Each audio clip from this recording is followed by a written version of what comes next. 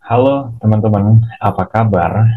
Kali ini kita ketemu di pertemuan ke-15 terkait dengan Computer Mediated Communication. Nah, untuk kali ini saya Faidul Judi sebagai dosen pengampu CMC akan sedikit banyaknya memberikan overview terkait tentang pertemuan atau mungkin pembahasan di pertemuan ke-15 ini terkait dengan antisocial behavior, online compulsion and addiction. Nah, di antisocial behavior, online compulsion and addiction ini setidaknya ada beberapa poin yang kita bahas. Untuk di dunia psikologi, para peneliti atau para akademisi itu mulai mempertanyakan gitu ya, apakah um, addiction dan compulsion itu bisa disebut sebagai disorder gitu ya. Kalau kita membicarakan sebuah disorder gitu ya, apalagi kalau kita membicarakan internet itu kan banyak terutama influencer-influencer atau mungkin internet celebrity itu kayak membahas bahwa kehadiran teknologi komunikasi itu membawa atau berdampak buruk kepada mental health atau mentality seseorang gitu. Tapi di sisi lain banyak yang berargumen juga bahwa kehadiran teknologi komunikasi ini juga membantu manusia ya, khususnya dalam interaksi sosial mereka gitu ya. Interaksi mereka bisa semakin bonding, semakin hangat gitu ya dengan kehadiran teknologi komunikasi gitu. Nah, di sisi ke apa ya, di sisi negatif gitu ya terkait dengan addiction ini apakah bisa dikategorikan sebagai disorder gitu ya. Nah, ini kita bicarakan atau kita bahas lebih lanjut, lebih detail argumentasinya di kelas.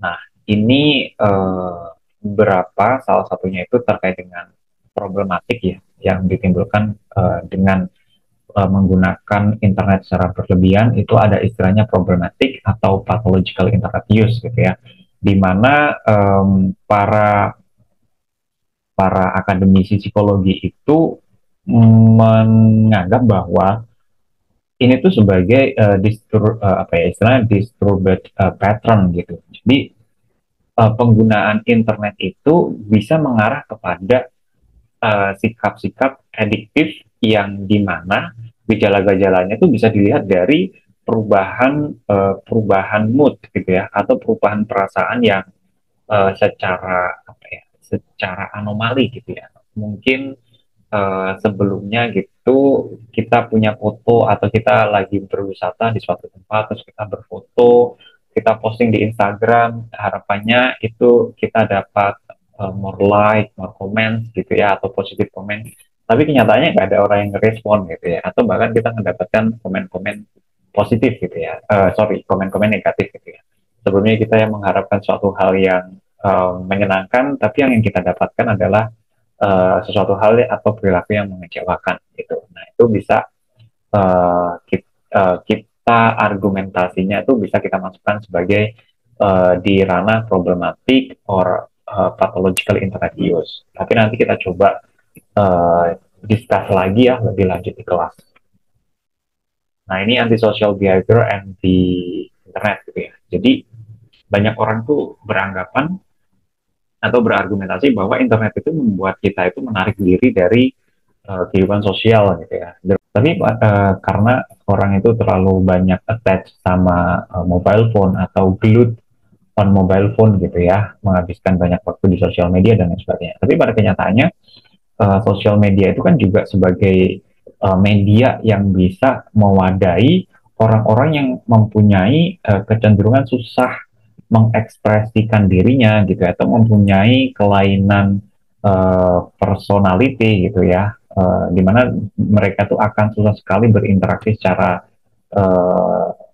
berinteraksi sosial di real life. Tapi dengan adanya media sosial itu bisa mengakomodasi mereka untuk mengekspresikan diri mereka, apa yang ada di pikiran mereka, perasaan mereka melalui Facebook atau melalui Twitter gitu ya, dalam bentuk thread di Twitter dan lain sebagainya. Itu bisa jadi wadah kayak gitu. Nah, ini masih menjadi perdebatan juga sih sampai saat ini. Bisa dibilang pathological habit gitu ya. Salah satunya adalah online gambling. Nah, para atau banyak gitu ya akademisi dari psikologi yang fokus di bidang internet itu mengkategorikan online gambling itu sama dengan adiksi online gambling itu sama dengan kecanduan, efeknya itu sama dengan kecanduan pornografi gitu ya. Jadi dilihat dari habit, dilihat dari compulsion behavior-nya itu tuh kurang lebih sama gitu ya.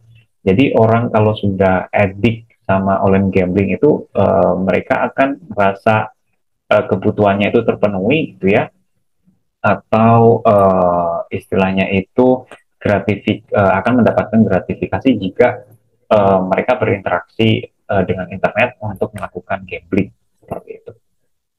Oke, ini diskusi kita untuk minggu ini gitu ya. Nanti teman-teman silahkan cek di LMS gitu. Nanti kita ada discussion di sini. Jadi kita bisa ngambil satu atau beberapa online game atau website judi gitu ya.